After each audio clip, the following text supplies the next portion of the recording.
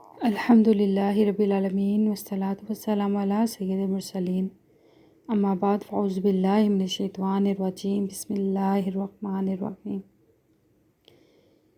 آج ہم انشاءاللہ نبی پاک صلی اللہ تعالیٰ علیہ وآلہ وسلم کے جسم اطہر کے بارے میں سنیں گے۔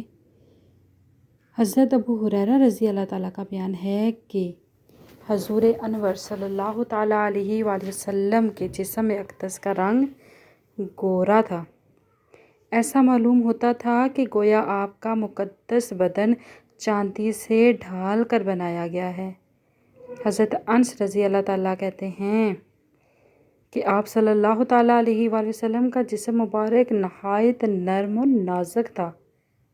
میں نے ریشمی کپڑوں کو بھی آپ کے بدن سے زیادہ نرم و نازک نہیں دیکھا، اور آپ صلی اللہ تعالیٰ علیہ وآلہ وسلم کے جسم مبارک کی خوشبو سے زیادہ اچھی کبھی کوئی خوشبو نہیں سونگھی۔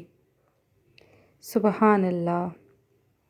حضرت کعب بن مالک رضی اللہ تعالیٰ عنہ نے فرمایا کہ جب حضور پاک صلی اللہ تعالیٰ علیہ وآلہ وسلم خوش ہوتے تھے تو آپ کا چہرہ انور اس طرح چمک اٹھتا تھا کہ گویا چاند کا ایک ٹکڑا ہے، اور ہم لوگ اسی کیفیت سے حضور پاک صلی اللہ تعالیٰ وسلم کی شادمانی و مسرت کو پہچان لیتے تھے۔ سبحان اللہ۔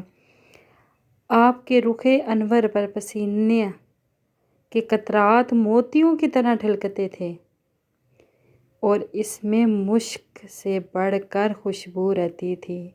چنانچہ حضرت انس رضی اللہ تعالیٰ عنہ کے والدہ حضرت بی بی ام سلیم رضی اللہ تعالیٰ عنہ ایک چمڑے کا بستر حضور صلی اللہ تعالیٰ علیہ وآلہ وسلم کے لیے بچھا دیتی تھیں، اور آپ صلی اللہ تعالیٰ علیہ وآلہ وسلم اس پر دوپہر کو قیلولہ فرمایا کرتے تھے، تو آپ کے جسم اطہر کے پسینے کو وہ ایک شیشی میں جمع فرما لیتی تھیں، پھر اس کو اپنی خوشبو میں ملا لیا کرتی تھیں۔ چنانچہ حضرت انس رضی اللہ تعالیٰ عنہ نے وصیت کی تھی کہ میری وفات کے بعد میرے بدن اور کفن میں وہی خوشبو لگائی جائے جس میں نبی پاک صلی اللہ تعالیٰ علیہ وآلہ وسلم کے جسم اطہر کا پسینہ ملا ہو۔ سبحان اللہ عز و جل۔ یہ تھے ہمارے نبی پاک صلی اللہ تعالیٰ علیہ وآلہ وسلم کے جسم پاک کا حلیہ مبارک۔